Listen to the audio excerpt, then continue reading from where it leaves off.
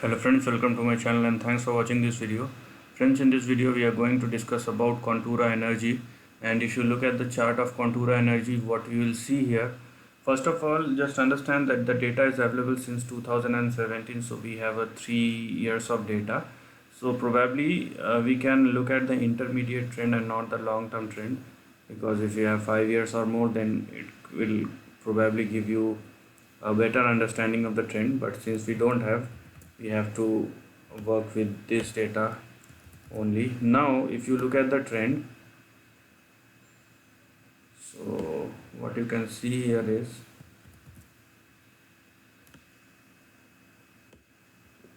so understand that the stock has been consolidating inside this trend since 2016 till 2019. Okay, so there is a 3 years of consolidation, and in the later part of 2019 the stock falls down from 53 to probably $1.9 on the downside. So now what should be the first thing you should think looking at this chart?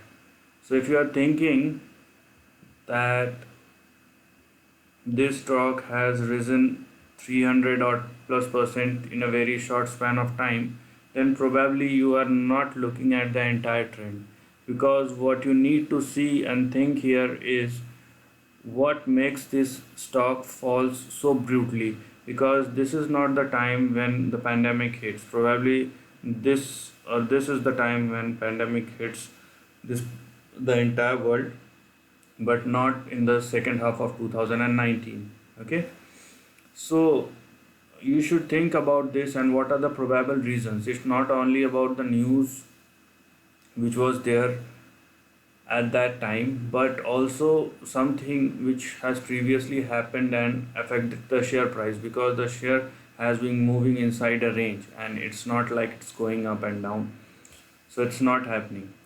So you have to understand those things. Now while I'm going to talk about the trend only, so let's understand the trend and the things which one need to look at. So these are your important support levels. Okay, these are your important support levels which one need to work on.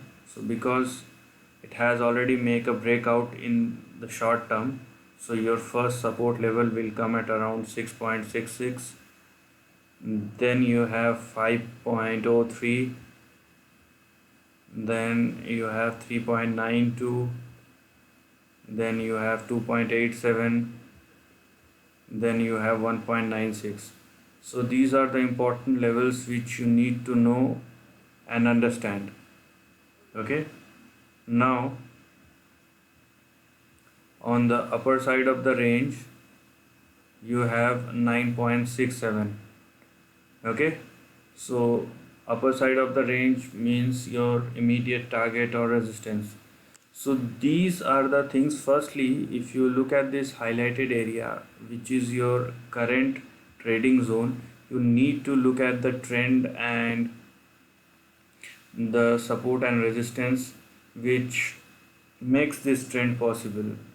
And in any case of adverse scenarios, you should know that what should be the probable support levels and what should we consider as a good risk reward. Okay, now on the upper side you have 9.6.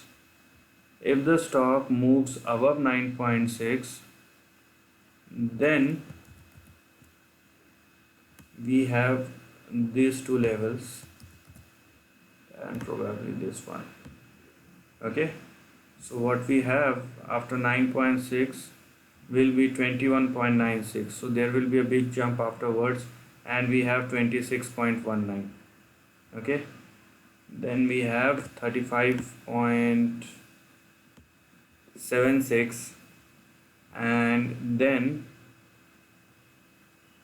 we have probably 52.49 and 55.87. Now till now I have told you all these supports and resistance level. So firstly you should know about your risk, so that's why the support levels are more important.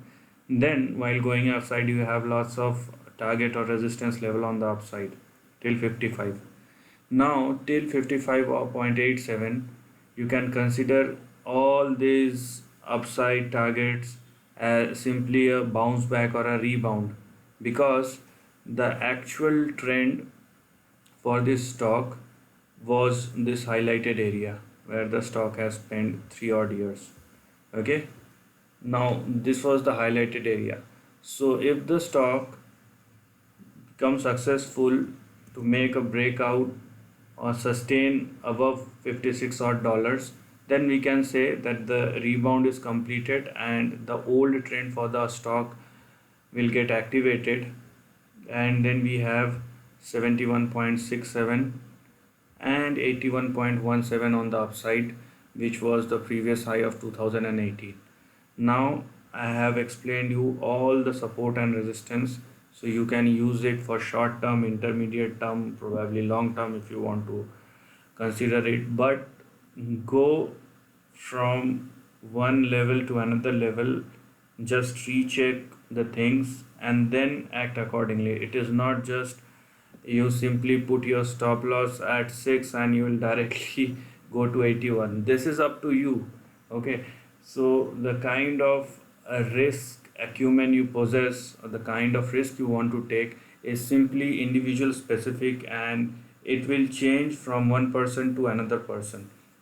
What you need to know and understand here is how much risk you want to take and how much money you want to make. So this is the end of the video. If you like this content, do share your thoughts in the comment section and subscribe my channel. Lastly, take care of your family and friends.